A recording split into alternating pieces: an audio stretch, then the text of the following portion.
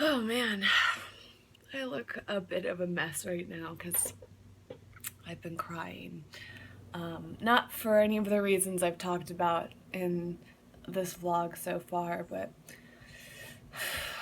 because I just got off the phone with my grandpa who's in the hospital. He's he's my last living grandparent. He's 97. I've done a few videos with him. One is up on the main Ego Vegan Gal channel right now. If you want to go see it, I'll link to it up above and in the description field. And I'm just feeling emotional because he's been in the hospital. I don't know. He was there last year. I'm trying to think of. I think he's probably been in the hospital. This might be like his third time this year, and he's 97. But what does that mean, really? You know, like age. I don't know how much age really means because each of us are on a different path. You know, I was reading about Wayne Dyer's death yesterday, and he died at 75, and he was very, very healthy and very committed to the natural way of living. And my grandfather isn't the healthiest person in my family, but out of probably everyone, he is the healthiest mentally, and he's really inspired me a lot. And I think that's why he's lived so long. He's not only the last living grandparent that I have, but he outlived them all in terms of age. And he's just been through so much. He lost my grandmother about 4 years ago. She was in her 80s, I think. Maybe 86 or something.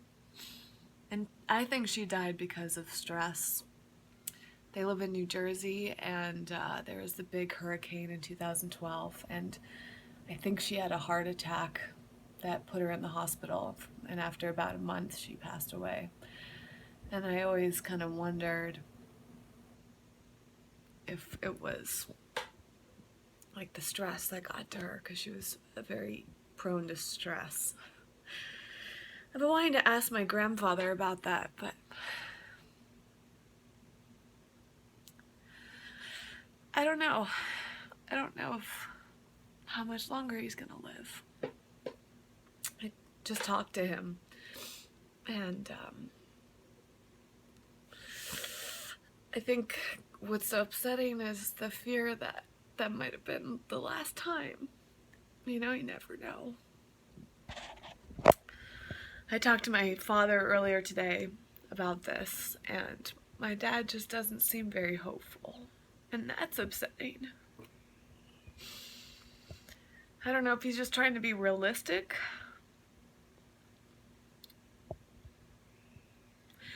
Death is just such a crazy thing. You know, it's like, no matter how much you know that it's going to happen to people in your life, and you know it's going to happen to yourself,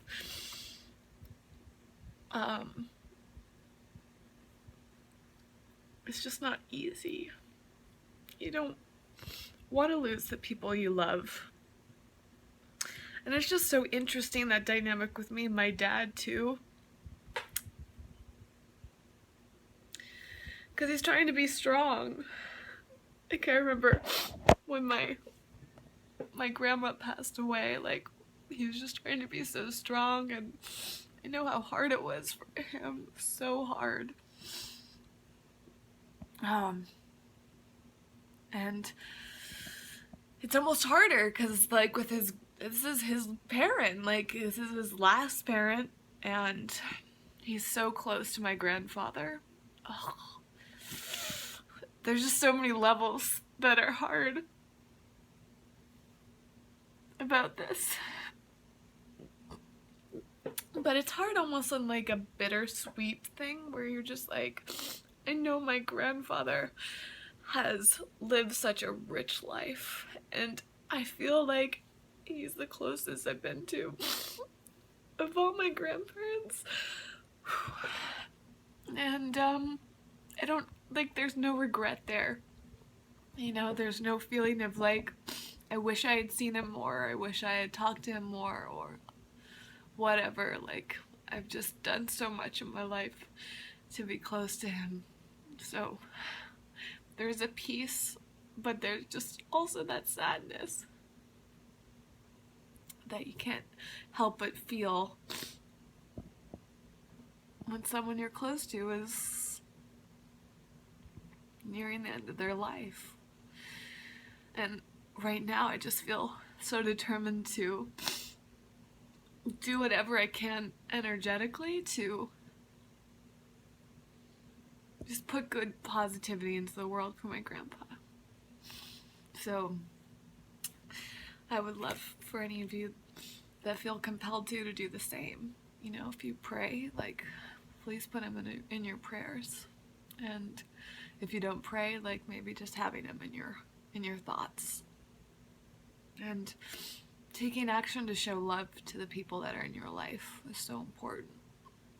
You know, like, it's the best thing that we can do is to love people as much as possible and to show them love. You know, and I called my grandpa, like, he didn't really feel like talking. Well, I think maybe he wanted to talk, but they've just had to do all these tests on him, and, like, I can tell he's just, like, not comfortable. And I just wanted to call and let him know that I loved him. And I feel compelled to call him every day that he's alive and tell him that. Because it sucks when he's in the hospital. Like, he struggled so much, and, like, I'm afraid that he's gonna, like, give up just because he doesn't want to be in the hospital anymore. You know, like, he's just at this point where he's lost his hearing and his eyesight for the most part. I mean, he can still hear and he can still see a little bit, but he's just, like, degraded. And, like, I think that's what hurts too, is, like, selfishly, like, I want him to be alive because he's my grandpa, but I just want what's best for him ultimately. And I just can't imagine what that's like to be at that point in your life. And I also, like, can't help but wonder, like, what would happen if his diet had been better and, like, different medications. You know, my dad was telling me about all these medications. I'm just like, oh. It just also reminds me why I do what I do. I work so hard to be physically and emotionally well, because, like, I want the end of my life to be as peaceful as possible, not, like, in and out of the hospital and can't see, can't hear, like, all that stuff. And I know, you know, what can we do? Like, we can only do our best and try our best.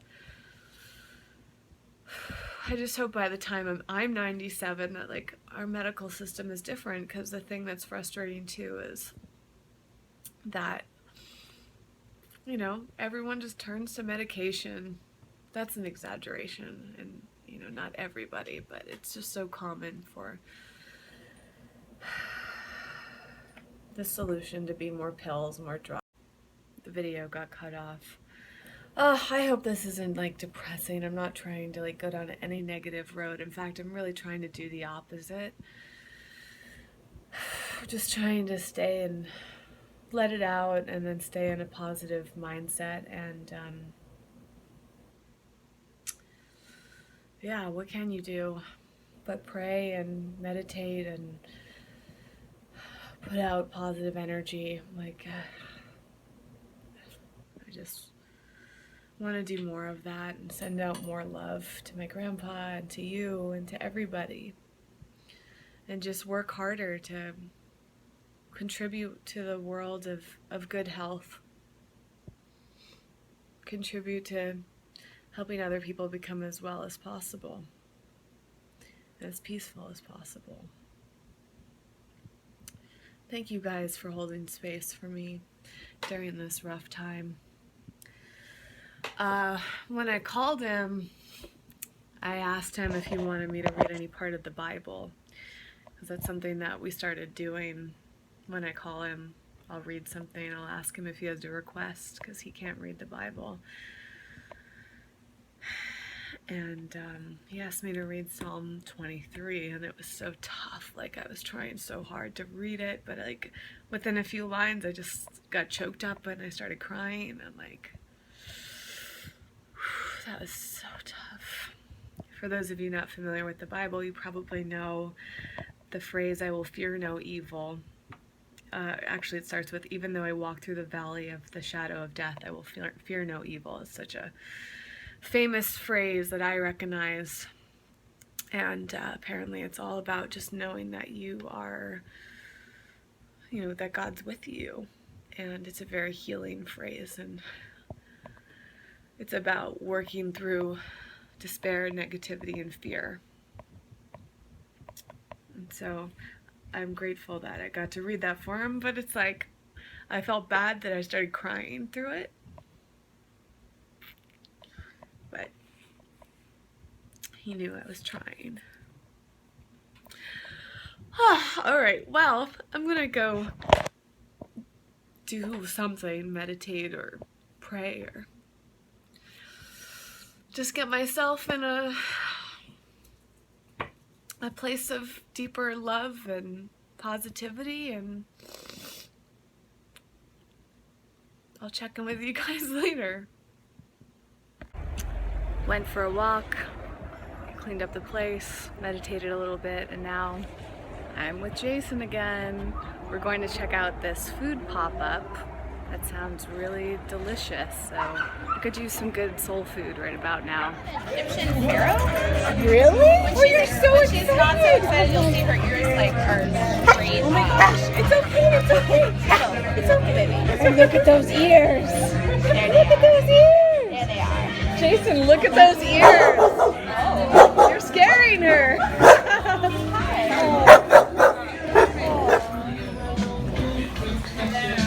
Feels like a lot of heartbreak.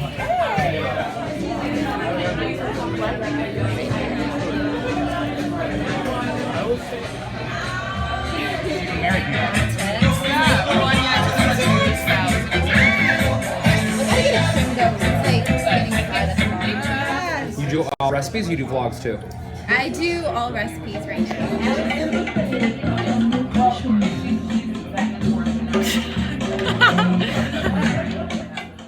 So I had a pretty nice dinner with Jason and ran into some friends there, and it was very mellow, which I was grateful for. Wasn't the most exciting food ever, but that happens from time to time. It's funny because like we live in such an amazing time to be vegan that I have the option to say that food wasn't great. Like, I can put things from a scale from 1 to 10 versus like, I'm just excited to have vegan food, I was talking to this girl there about one of the dishes, which was crab rangoons. They were vegan, and she was like, I can't believe this. I haven't had these since I went vegan. And my reaction was, oh, really? I've had vegan crab rangoons before. And like reflecting back on that, I'm just like, what world do we live in where like you can veganize anything? You can go to a restaurant, you can go to these events. Like there's just so many opportunities to eat all types of vegan food and then not like some of it. I don't know. I hope that makes sense, what I'm saying. It's like, yeah, I don't know. My head is still a little bit fuzzy. I feel better. It's that weird feeling when you're going through a rough time in your life and you have those periods where you're really upset and other times where you feel really good and you're not really sure why and nothing has changed. It's just that part of the process where, I don't know, I guess just life goes on.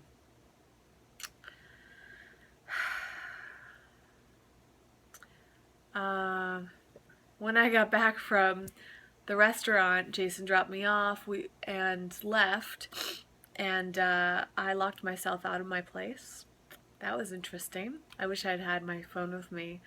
It would have been really handy for a number of reasons, mainly so that I could have reached out to him, and I also like really needed a flashlight, and I didn't realize how dependent I was on my iPhone as a flashlight. But Jason ended up coming back and letting me in because he has a spare key to my place, thank goodness. Otherwise, I don't know what I would have done. I probably would have had to break one of the screens to my window, and it was like, I don't know. It's interesting when you get yourself in those situations, and I was like, my brain just like turned into a whole nother mode trying to problem solve. But here's the cool thing: I would not have been able to reach Jason had it not been for my Apple Watch. One very cool feature about this is that if you are within a certain distance from your phone, your watch can call people, but you have to be connected to your phone. So since I was standing outside of my place and my phone was inside, I was in close enough distance and I could dial Jason up from my watch. And I was like, thank goodness I had this on. Like I wear this almost all the time because it's really handy for a number of reasons. But it was a nice part of technology because I don't know, I would have had to have broken a window. Like that was the only way in. And I discovered something very cool about my place, which is it's very hard to get in here if you don't have a key. I've had this fear for all 3 years that I lived here that like if I left my windows open, somebody would break in, and they easily could. If somebody really wanted to, but it's not as easy as I thought. You'd have to like punch through it or use a knife or something. Like you can't just like pop the frame of the the screen open. So I feel a little bit safer today. And it was also this nice moment where Jason was super tired. When he dropped me off, he was talking about how he couldn't wait to go to bed, and I felt really bad calling him and asking him, but he only lives like 10 minutes away and there's no traffic at night. But it was this nice moment where I got to see what it was like to have somebody do something for me when there was nothing in it for them. And I've been thinking so much about that lately, like how can I do that more for people? And so to be able to be on the other side of it shows the value of it so much. And I was just also grateful for the fact that he was still awake, the fact that he lives nearby, the fact that he has a spare key. It was just like things were lining up. And I also had, gosh, I'm still so emotional. I'm kind of starting to get choked up, but I don't think I'm going to cry again. I had this other moment when I was at the restaurant, actually, where I ran into somebody I hadn't seen for a while. He and his family own this company that have sponsored me in the past, and I'd actually been thinking about him, but not like actively wanting to reach out or anything. And he was at the restaurant, and we both remarked how serendipitous it was that we ran into each other, because he was thinking of reaching out to me, and he had this project that he was going to start working on, and he was having trouble getting started with it. And he said that when I walked through the door, he knew that I needed to be involved. And it sounds like a simple thing, but the two of us were reflecting on how people can literally walk into our lives at just the right time and push things forward, get things moving, and make things happen, right? And the reason I feel like I might start crying right now, which it feels like I'm about to, is that life has been giving me a lot of different signs lately. And I've worked through so much in these past few weeks that I have done this vlog, and this vlog has really helped me be more conscious of myself. I just feel more in tune with what I do every day and what I think and what I say. And, through reading books like The Power of Intention, I'm just trying so hard to make shifts in my life, to be a better person overall, to feel my best, to look my best, to be healthiest, to be healthiest, to be as healthy as possible, to be as good as possible, to do great work, and to achieve my goals, and to just develop into the person that I really want to be. And it's a lot of work. It's a lot of work. You gotta sort through so much of yourself to change. You have to be willing to change. You have to be open to change. You have to seek out help. You have to ask people for help. You got to be open to people's feedback. And then you have to implement changes and stick to them. And one thing that is really, really hard for me is changing mental patterns. So through reading books like Wayne Dyer's, I'm recognizing so many things that I need to change in my mind about how I think about myself and my life, how I perceive things.